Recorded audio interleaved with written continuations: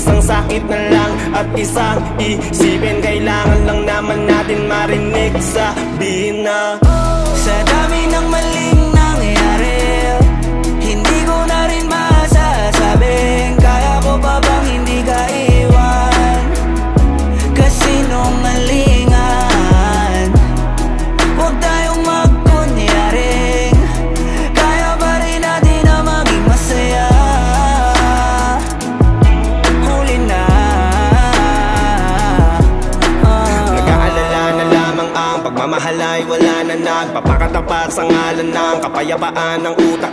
Yun na kitang hilahin palapit, sabihin mo nang tinutulak kaysa parehong malubog pa sa lusok ng mga sagutang di kaya ng usap. Kasi isang katutang na ang dahilan sa halip na mali ang hanapin yung makakabuti sa atin. Pwede din natin makita kung di na tayo magkikita. Kasi sa akin palagay ay wala nang pahinga makakaalis ng bigat. Makinig ka baka yung pagkakalas natin sa ating dalawa